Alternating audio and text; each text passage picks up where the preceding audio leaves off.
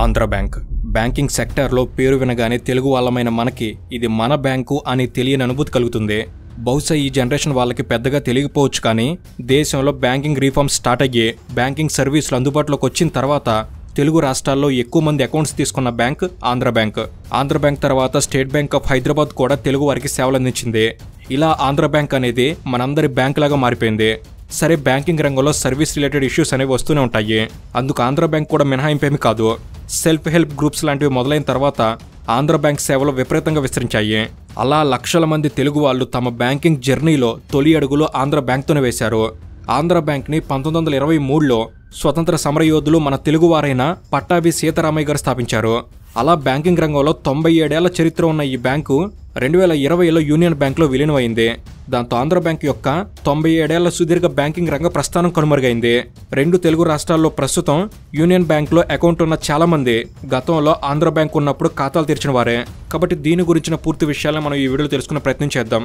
అసలు ఆంధ్ర బ్యాంక్ ఎలా మొదలైంది, బ్యాంకింగ్ సెక్టార్లో ఆంధ్ర బ్యాంక్ ప్రస్థానం ఎలా సాగింది, ఆంధ్ర బ్యాంక్ యూనియన్ బ్యాంక్లో ఎందుకు విలీనమైంది, ఆంధ్ర బ్యాంక్ని స్థాపించిన పట్టాభి సీతారామయ్య గారు ఎవరు, ఆయన గొప్పతనం ఏంటి, ఇలా ప్రతి ఒక్క విషయాన్ని మనం స్పష్టంగా ఈ వీడియోలో ఇప్పుడు చూద్దాం. అండ్ మీకు ఒక ప్రశ్న, మీలో ఎంతమంది ఆంధ్ర బ్యాంక్లో అకౌంట్స్ ఓపెన్ చేశారు? తప్పకుండా మీ అనుభవాన్ని కామెంట్స్లో తెలపండి. అండ్ ఇలాంటి మరెన్నో ఇన్ఫర్మేటివ్ వీడియోస్ని మీ కొరకు తెచ్చేందుకు మీ సపోర్ట్కి వీడియోకి జస్ట్ లైక్ చేయండి చాలు. సో లెట్ చేయకుండా let's get into the video.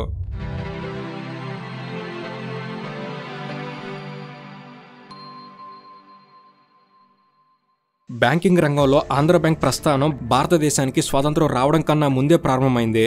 1923లో అప్పటి మద్రాస్ ప్రెసిడెన్సీలో ఆంధ్ర ప్రాంత రైతుల కోసం కోఆపరేటివ్ బ్యాంకుగా అప్పటి బ్రిటిష్ ఇంపీరియల్ బ్యాంకుకు పోటీగా ఆంధ్ర బ్యాంక్ ఏర్పాటైంది. 1920లో కృష్ణా జిల్లా మచిలీపట్నంలో అప్పుల బాధతో ఒక రైతు ఆత్మహత్య చేసుకున్నాడు. ఆ తర్వాత తీసుకున్న అప్పు తిరిగి చెల్లించే విషయంలో ఇద్దరు వ్యక్తుల మధ్య గొడవ జరిగింది. ఈ రెండు సంఘటనలు గమనించిన భోగరాజు పట్టాభి సీతారామయ్య గారికి దేశంలో ప్రజల ఆర్థిక స్థితిగతుల్ని బాగు చేసేలా కనీస బ్యాంకింగ్ సేవలు కూడా లేవన్న విషయం అర్థమైంది.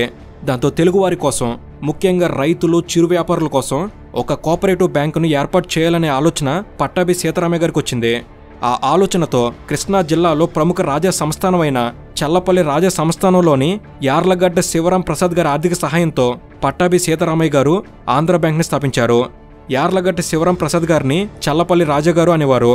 ఇప్పటికీ దివిసీమ, అవనిగడ్డ ఆయా ప్రాంతాల్లో చల్లపల్లి రాజాగారికి గుర్తింపు ఉంది. చల్లపల్లి అనే ఊరు సైతం కూడా ఉంది. అలాగే హైదరాబాద్లో సారథి స్టూడియో, సారథి ప్రొడక్షన్ హౌస్ ఏవైతే ఉన్నాయో అవన్నీ చల్లపల్లి రాజాగారి కుటుంబ సభ్యులు స్థాపించినవే.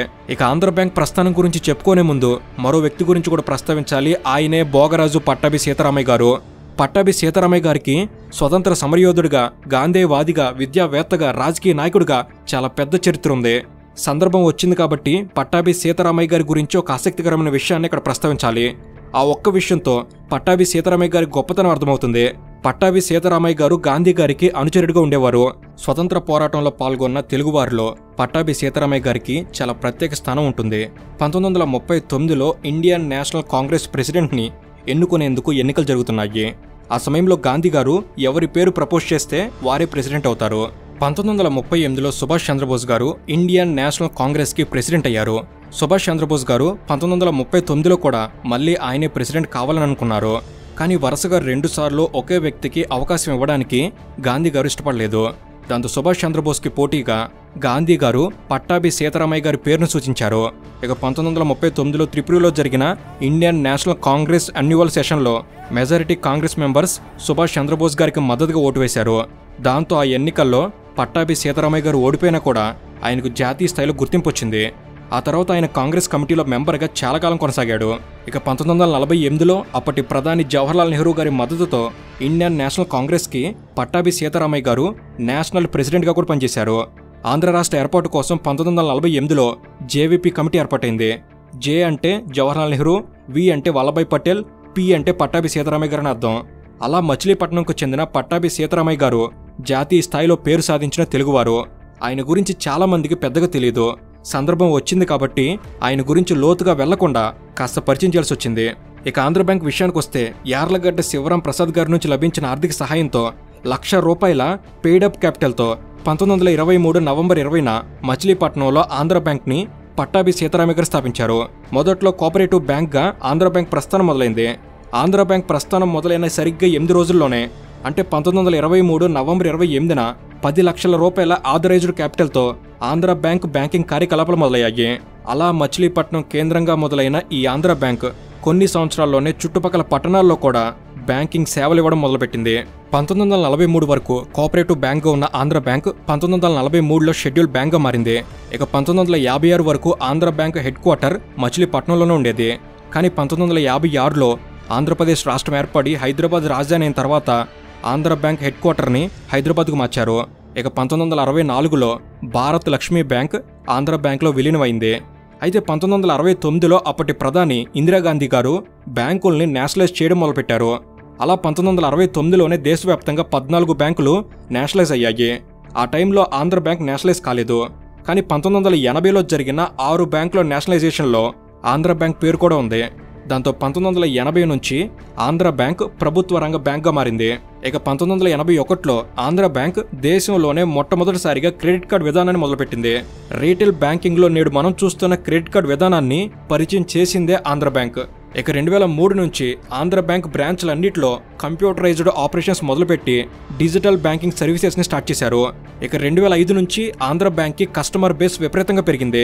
సెల్ఫ్ హెల్ప్ గ్రూప్స్కి, సింపుల్గా చెప్పాలంటే డ్వాక్రా సంఘాలకి ఆంధ్ర బ్యాంక్ అకౌంట్ అనేది మ్యాండేటరీ అయిపోయింది. మెజారిటీ రైతులు, మెజారిటీ డ్వాక్రా సంఘాలు వీరంతా ఆంధ్ర బ్యాంక్లో ఖాతాలు ప్రారంభించారు. ఆంధ్ర బ్యాంక్ 2005లోనే రైతుల కోసం కంపోజిట్ క్రెడిట్ కార్డులు జారీ చేయడం మొదలుపెట్టింది. అలా బ్యాంకింగ్ సెక్టార్లో ఆంధ్ర బ్యాంక్ సమయంతో అంచెలంచెలుగా ఎదుగుతూ లక్షల మంది వినియోగదారుల నమ్మకాన్ని సంపాదించింది. ఇక 2019కల్లా దేశవ్యాప్తంగా మొత్తం 26 రాష్ట్రాల్లో 3 కేంద్ర పాలిత ప్రాంతాల్లో కలిపి ఆంధ్ర బ్యాంక్కి 2885 బ్రాంచ్లుండేవి. 3798 ఏటీఎంలను ఆంధ్ర బ్యాంక్ రన్ చేసింది.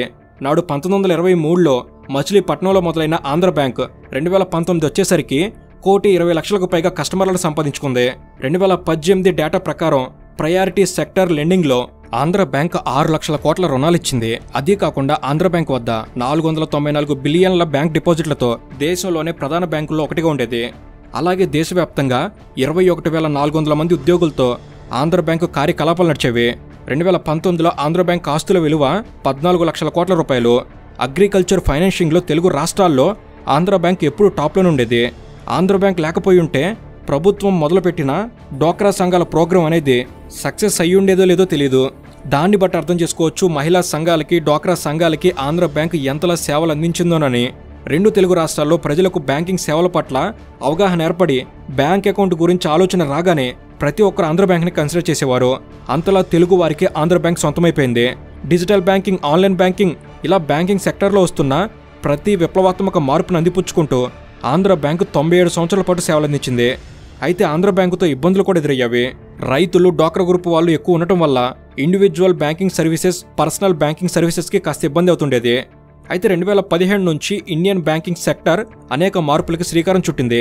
కన్సాలిడేషన్ ఆఫ్ బ్యాంక్స్ అంటే బ్యాంకు ఏకీకరణకు కేంద్రం ప్రతిపాదనలు సిద్ధం చేసింది. కన్సాలిడేషన్ అంటే మల్టిపుల్ నెంబర్ ఆఫ్ బ్యాంక్స్ అన్నిటిని కలిపి ఒకే మెగా బ్యాంకుగా మార్చడం.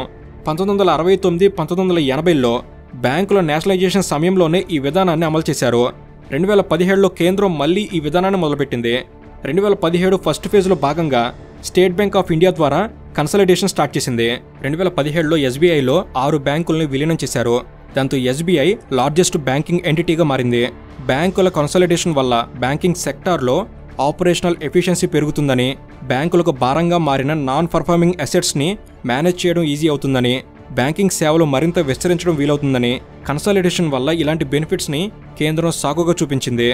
ఇక 2017లో చేసిన ఫస్ట్ ఫేజ్ ఆఫ్ కన్సాలిడేషన్ గమనించి 2019 ఆగస్టు 30న మొత్తం 4 బ్యాంకుల కన్సాలిడేషన్ని కేంద్రం ప్రకటించింది.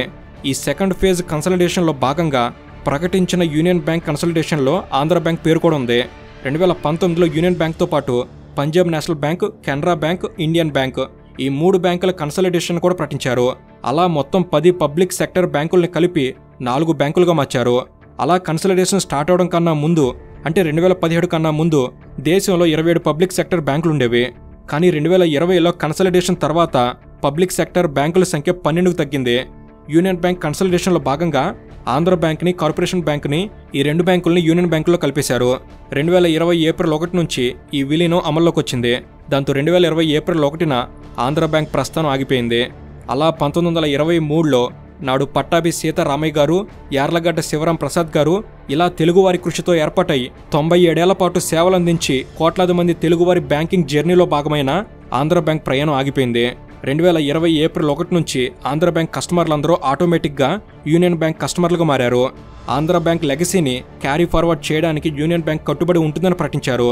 కానీ ఒకటి మాత్రం నిజం, గతంలో ఆంధ్ర బ్యాంక్ పేరు విన్న ఆంధ్ర బ్యాంకుకు వెళ్ళినా కలిగే అనుభూతి ఇప్పుడు యూనియన్ బ్యాంక్ విషయంలో రావడం లేదు. అప్పట్లో ఆంధ్ర బ్యాంకుకు సంబంధించిన ప్రతి బ్రాంచ్లో భోగరాజు, పట్టాభి సీతారామయ్య గారి చిత్రపటం ఖచ్చితంగా కనిపించేది. ఈ మధ్యకాలంలో యూనియన్ బ్యాంక్లో పట్టాభి సీతారామయ్య గారి ఆనవాళ్లు కూడా కనిపించడం లేదు. ఆంధ్ర బ్యాంక్ అనే పేరు ఎలాగో తీసేశారు. కనీసం తెలుగు రాష్ట్రాల్లో ఉన్న యూనియన్ బ్యాంక్ బ్రాంచుల్లో తెలుగువారైనా పట్టాభి సీతారామయ్య గారి ఫోటో అయినా ఉంటే బాగుంటుందనేది మా ఉద్దేశం. సో ఈ విషయంలో మీ అభిప్రాయం ఏంటి? ఆంధ్ర బ్యాంకుతో మీకున్న బ్యాంకింగ్ మెమరీస్ని కామెంట్ చేయండి.